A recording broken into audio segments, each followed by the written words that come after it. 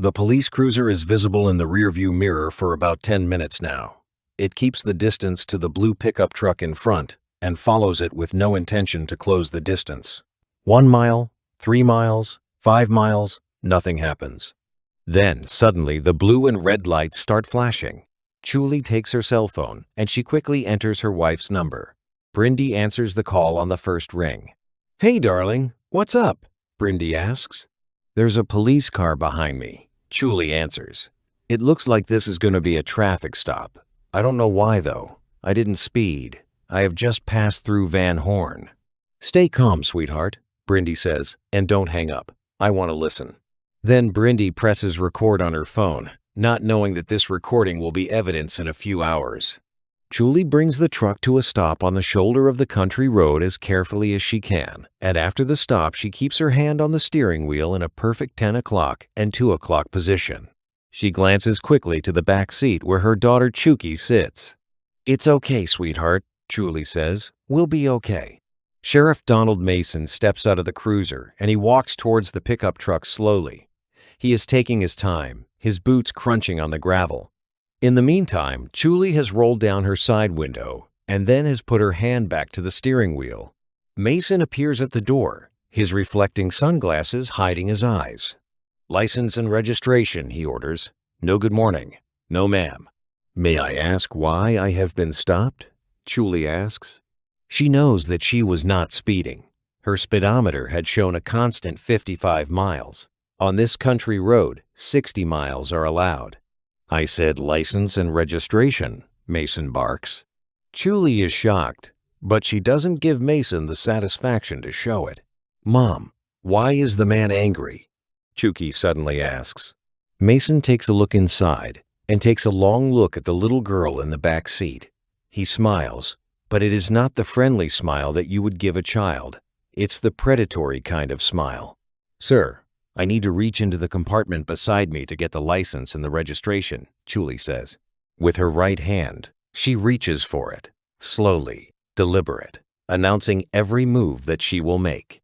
She hands the documents to Mason, who doesn't even look at them but puts them in his pocket. "Step out of the car," he says. Julie doesn't understand what this is about. "I'd like to know why I am being stopped," she says in a friendly voice, because she doesn't want to give Mason any reason to get more upset, as he seemingly is already. "This is not a conversation," he barks. "You will do as I say." Julie is confused. This is nothing like a normal traffic stop. She opens the door, and when she is half out of the car, Mason grabs her arm and pulls her violently the rest of the way. Julie stumbles and falls, scraping her knee as she slides along the ground. She winces in pain, and looking at her torn pants, she knows that she has a bleeding knee. Mason forces her onto her feet and orders her to put her hands on the hood. Through the window, she sees Chuki, who desperately tries not to cry. With her lips, she forms words to calm her down. "It's okay, sweetheart. Don't cry." "Any drugs or weapons?" Mason asks. "No, sir," Julie answers. Mason's hands glide over Julie's body from her shoulders down to her feet. Then his hands come up again, and he slides his right hand between Julie's legs. A shiver runs down Julie's spine, but on the outside, she remains calm. Mason twists Julie's arms behind her back, and then she hears the metallic click of handcuffs. "Am I being detained?" Julie asks. "For what?" Mason doesn't answer. He walks her to his cruiser, opens the back door, places Julie on a seat, and closes the door. Then he comes for Chuki. He makes her walk to the cruiser and places her beside her mother. He smiles as he takes the driver's seat and starts the engine. Taking Julie and her daughter into custody is the biggest mistake he has ever made in his life. He doesn't know it yet, but he will find out soon. To understand why Julie is on that country road at that specific time, we need to go back in time for 24 hours. It's early morning on the 3rd of July. Julie has been awake for 2 hours already. She has been planning a trip to Lawton, Oklahoma for days, and now she stands in the kitchen preparing breakfast for Chuki and herself. Brindy appears in the doorframe with sleepy eyes. "You're leaving already?" she asks. Yes, Julie answers. It's a 9.5 hours drive with a few stops in between. I don't want to arrive late in the evening. Brindy nods. That makes sense, she says. I want Chuki to meet her grandfather, Julie continues. Tomorrow is his anniversary. Brindy nods silently. There is no need to comment. She knows that Chuli's grandfather is dead for a decade now. In the previous years, Chuli had gone alone, but this time, she wants to bring her daughter with her. It is time that Chuki learns about her ancestors and the history of the Comanche people, Chuli had said when she told Brindy about the upcoming journey. Brindy keeps Chuli and Chuki company while they have breakfast. She pours herself a cup of coffee, then she looks at Chuli. Brindy always had a bad feeling when Chuli went on that journey alone, but it never showed on her face. Be sure to call me when you arrive, Brindy says. Chuli nods with a smile. She knows that Brindy is worried, but what should go wrong? This time she would bring Chuki, so she would have company during the long trip. Chuli looks at the clock on the wall. It is time to get moving. She gets up and tells Chuki to get ready. Just go, Brindy says. I'll clean up. Chuli takes Brindy in a warm embrace and kisses her gently. We'll be back in a week, she says. Be safe, Brindy responds. She walks her wife and Chuki to the door, sees them get into the blue pickup truck, and waves them goodbye as they leave the farm. Sheriff Mason reaches the police station in 15 minutes. He is not in a hurry. Whenever he looks in the rearview mirror, he sees Chuli, who sits calmly, speaking softly to Chuki, who is terrified, telling her that they will be okay. Mason smiles. He has already decided that they will not be okay. He shoves Chuli through the door of the station, with Chuki trailing behind them. Look what I found, he calls out to his deputy, who is sitting at his desk looking at a monitor. A stray redskin with her little brat. Mason leads Chuli to a holding cell in the back of the station, and when the door closes, Chuli notices that Chuki is not with her. Where is my daughter? She asks. And for the first time since the traffic stop, Chuli is in panic. None of your business. Mason barks and walks away. That's when Chuli loses it. She rattles the door. She screams. She calls for her daughter, but nobody reacts to her pleas. In El Paso, Brindy is at her farm, pacing up and down in her kitchen, cell phone in hand. She has heard everything from Chuli's first nervous call mentioning the police cruiser trailing her to the moment when Chuli was being detained.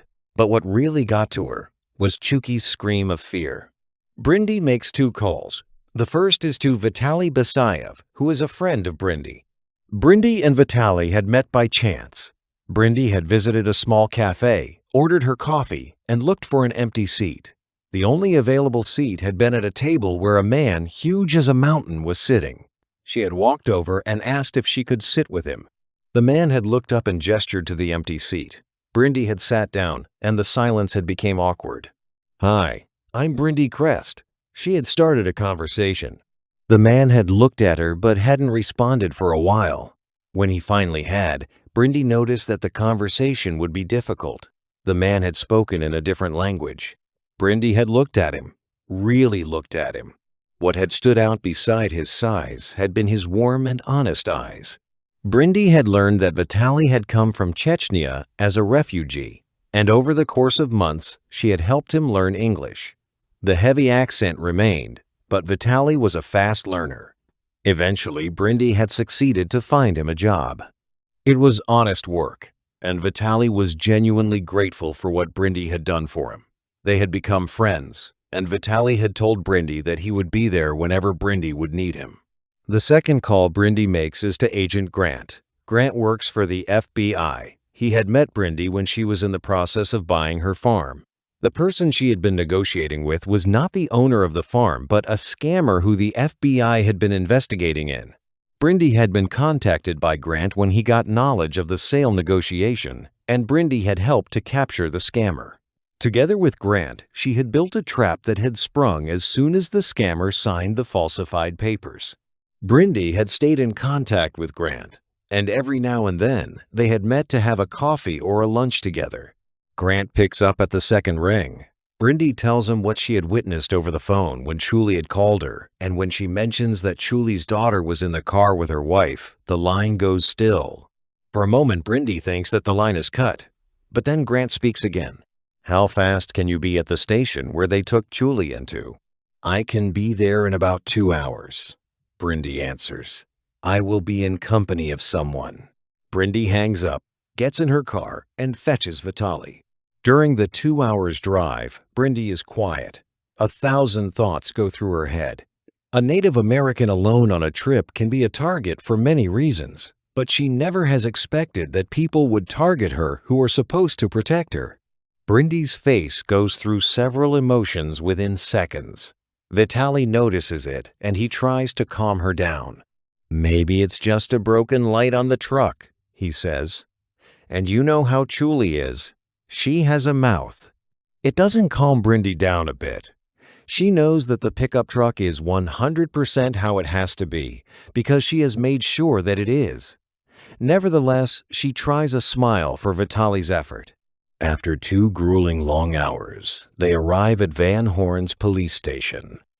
2 black SUVs are parked at the side of the entrance, and Brindy sees 2 figures sitting in each car.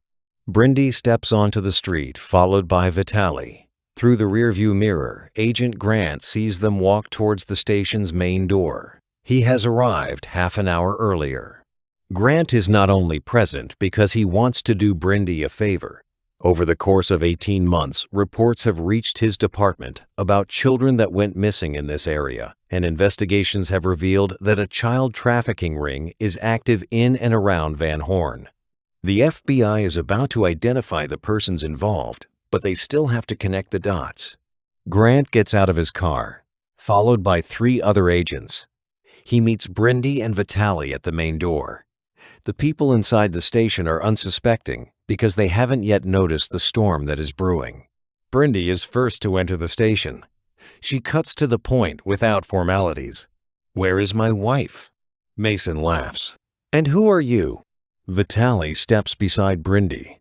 "She asked you a question," he barks. His imposing size and deep, raspy voice with its Eastern European accent demands authority that accepts no nonsense. Mason immediately sits straighter subconsciously. "And who should that be?" Mason asks, trying to find back his composure. "Chuli Crest, the woman you detained at 9:54 this morning," Brindy answers, her voice cold as ice. There is a moment of confusion in Mason's eyes that disappears as fast as it has come. How does this woman know the exact time of the traffic stop? Then Mason notices the 4 figures standing behind Brindy. In bright yellow letters, Mason reads FBI. His hands begin to tremble slightly. "She violated the speed limit," Mason claims, "and she was not cooperating, and when I asked her to step out of the vehicle, she resisted. That's why she has been arrested." "You mean this type of resisting?" Brindy asks. Then she plays the recording from her phone. Mason's face turns pale. Then Grant steps forward. The GPS log says that Mrs. Crest drove 5 miles under the speed limit. There was no valid reason to stop her in the first place. Cold sweat is forming on Mason's forehead. He begins to stutter an explanation, but Grant holds up a hand and stops him. "I suggest you bring her here immediately," he says. Mason gets up from his chair and fumbles nervously with his keys. He walks down the corridor to the holding cells. Brindy hears the metallic click of the key being put into the lock, the door being opened, and then she hears Chuli scream at Mason. "Where is Chuki? Where is my daughter?" Brindy turns pale. Chuki is not with her mother? Then where is she? Vitali makes a step forward. His face is a mask of pure anger. He knows the little girl well from his occasional visits at Brindy's farm. Mason brings Chuli to the main section of the station where Brindy takes her wife in a tight embrace. Then Vitali speaks. "Where is the girl?" She is not here," Mason stutters. "I asked where she is, not where she not is," Vitali barks. Mason thinks about his options. With FBI agents present, it may be good for him if he showed to be cooperative. On the other hand, telling them where she is would put him in a spot where he doesn't want to be. They would know that he is in with the trafficking ring. What he doesn't know, though, is that the longer he delays his answer, the more suspicious it will look. "She is at Booker's house," he finally says. 3 blocks down Main Road. "Hand me your body cam," Grant demands. This is evidence. Furthermore, you will hand over all written documents of the last 18 months. They are evidence as well. And, Grant points a finger toward Mason, "don't leave the town."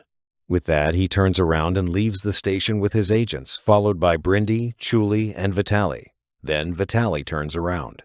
"I hope you leave the town," he says. "Then I can hunt you down and perform my own kind of justice." Mason's face turns the color of ash. One last warning look from Vitali, then the massive figure leaves the station. They drive the short distance to Booker's house. It's a small house, not well maintained, with paint peeling from some parts of the walls. While the FBI agents stand in front of the door, Brindy, Chuli, and Vitali remain standing by the cars. Grant knocks on the door. "Mr. Booker, FBI, open the door." No response from within the house. Grant tries again with the same result. "We can't break into his house without a warrant," Grant says. "We don't know for certain whether Mason told us the truth at all." Vitali steps forward. "You need a warrant?" "I don't," he says. A violent kick, and the door flies off its hinges. Booker, who was standing behind the door listening, flies into the room and makes his first attempt at landing after 10 feet. He reaches into his pocket and draws a small gun. Big mistake. A sharp crack fills the house, and then a scream when he gets his forearm broken. Vitali turns around to face the agents and says, "I guess he fell wrong. That's how he broke his arm." Grant looks at Vitali, then at his agents. They shrug, which means that Vitali's words will be the official version in the report. Chuli, who has been waiting by the car, runs into the house. There is no holding her back anymore. "Chucky!" she screams. "Chucky, sweetheart, where are you?" "Mommy." The voice comes from behind a locked door. Chuli turns the key, opens the door, and she sees her precious little girl sitting on a stool at the far end of the room. When she sees her mother with open arms, she runs towards her and nearly knocks her over when she jumps up into a tight embrace. Then the sobbing starts, and the tears fall freely that Chucky had to hold back for longer than a child should have to. Brindy joins them, relief written on her face. She checks on Chucky for visible injuries, but the girl seems to be okay. "You were brave," Brindy says. "Brave like your mother." Chuli looks at Brindy, and her lips form the words, "Thank you." Only 3 hours after detainment, mother and daughter are reunited, and Chuli decides to continue her trip. However, Brindy insists to accompany her, which is the perfect occasion to be introduced to Chuli's family. Chuli's parents are surprised to see a white woman with their daughter and granddaughter, and when Chuli introduces Brindy as her wife, the room's temperature drops by 20 degrees. But Chuli explains that after 2 miserable relationships with men, she had decided to live with the only person who really cares about her and Chucky. She explains in detail her second relationship, the torture, the abuse, and when she comes to the part where she had seen her man with her daughter, her parents showed deep remorse. They hadn't checked the man's background before giving their daughter away with Chucky, and they explained that the resources that had been available to them at the time wouldn't have been sufficient to keep 4 people alive. "That's all in the past," Chuli says, and having a big heart, she accepts the tearful apologies of her parents. Even though they can't fully accept Chuli's decision of living her life with another woman, they understand her decision. Over the next few weeks, Agent Grant is busy with the trafficking case. He finally has connected the dots, and with the recorded audio from Brindy's phone, the body cam footage, the documents that he had pulled, the bank transfers to Mason's account, which were all in the timeline of missing children, and the statements of Mason and Booker, he is able to arrest 13 individuals who are connected to the case. Of the 18 missing children, 9 can be brought back to their grieving families immediately. 2 families are out of state at the time of the rescue. So Brindy and Vitali volunteer to meet the children, a girl and a boy, on behalf of their parents. They bring the children to Brindy's farm, where they are being picked up by very emotional mothers and fathers, and the last missing child finds its safe place back in the arms of her mother 2 weeks later. The trial is over quick. The evidence is overwhelming.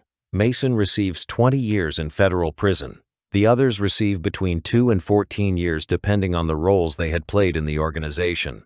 1 week after the trial, Grant visits Brindy on her farm. He personally thanks her for her involvement in solving the case, but she declines, saying that she did what everyone would have done.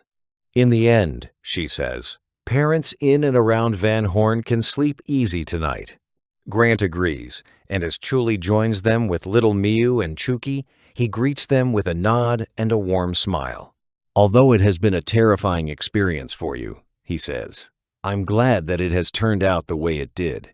He nods a goodbye, turns around, and leaves. Chuli walks back into the house with the kids, but Brindy remains standing outside, watching Grant's car disappear. She is lost in thoughts.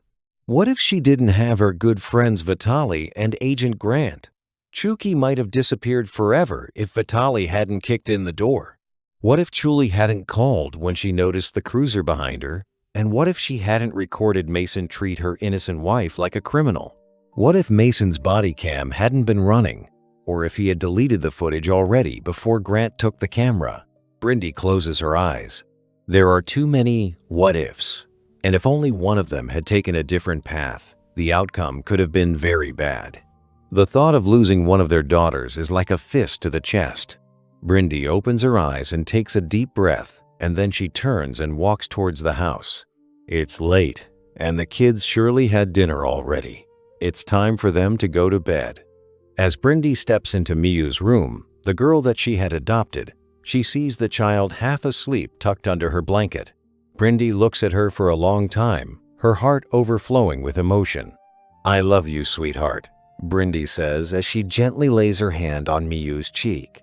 I love you too, Mommy, Miu answers just before she drifts into dreamland. Brindy bends forward and kisses Miu on the forehead, and looking at the sleeping child she knows that she would kill to protect her daughters.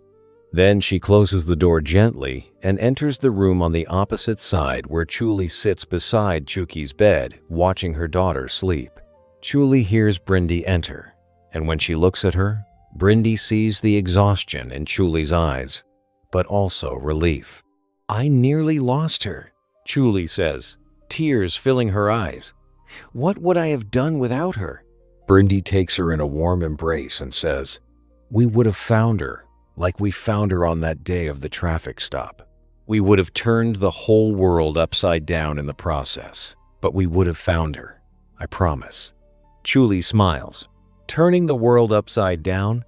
She whispers softly into Brindy's ear. That's so totally you.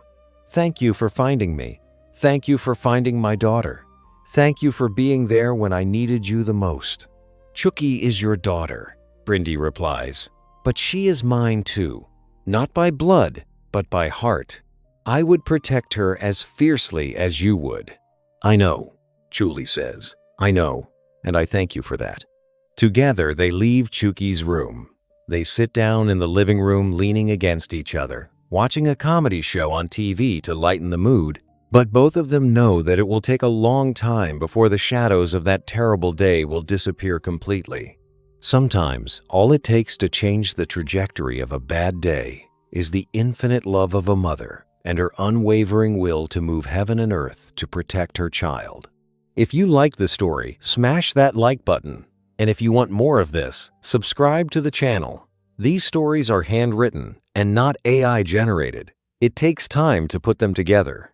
See you next time.